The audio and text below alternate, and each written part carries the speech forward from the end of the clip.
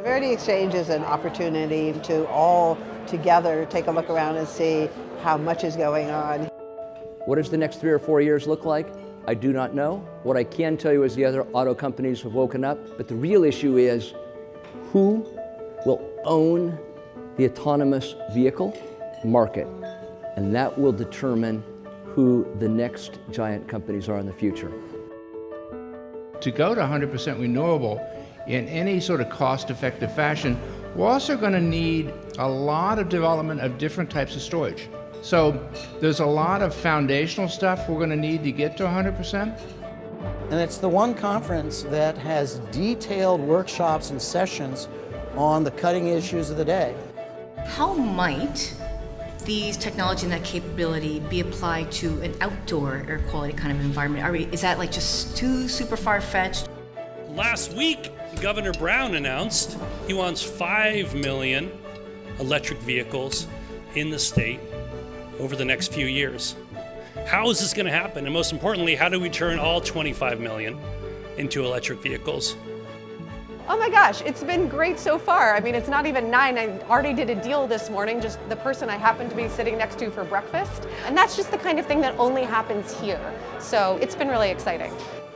So if you marry Davos and Woodstock and the green economy, you have the place to be, and particularly here in Los Angeles and California, where we are leading the way. In many ways, the title of this panel could really be Roadmap to the Society of the Future, because in essence, that's what it will take for us to meet our environmental goals here in California.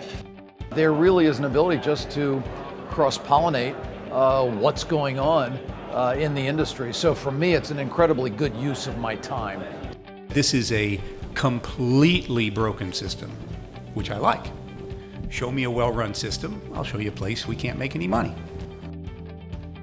The water fix approach, the idea is build a tunnel system, pick up the water north of the delta and bypass the delta by going underneath it.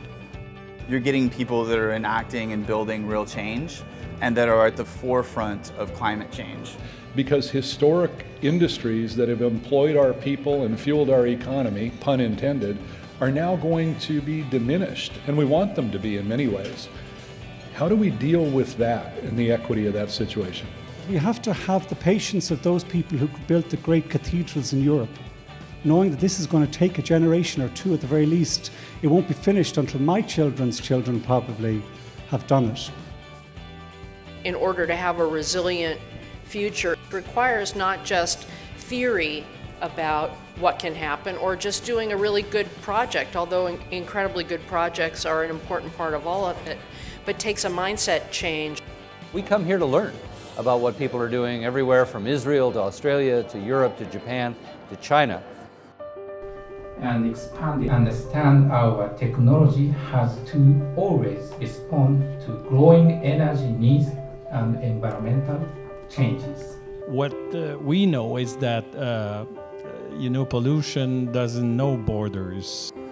So it becomes less of an energy like wonky conversation, more towards a new innovative business, opportunity. They can't continue to develop as that utility of the future until we decouple their rate structure from the vehicle that we want them to be to run this grid. Define a process and know how to collaborate, find each other, wipe all the rules off the table and try to identify common objectives, like where do you want to be? Well, I think the Verity Exchange is invaluable when you think about harnessing the collaboration and the connection points of businesses, civic leaders, politicians. Deregulation happens in two ways. It happens top-down and it happens bottom-up organically, very much through a grassroots movement. We have to convince our leaders and elected officials that there will be value capture, that the project can almost pay for itself. How does California keep pace with technologies and making sure that our policies accommodate, particularly technologies that lead to this low carbon future? It starts at the top. And we're not there, we're on that process, but we got a lot of things we got to do. And I think right now, this is the forum, this is the time.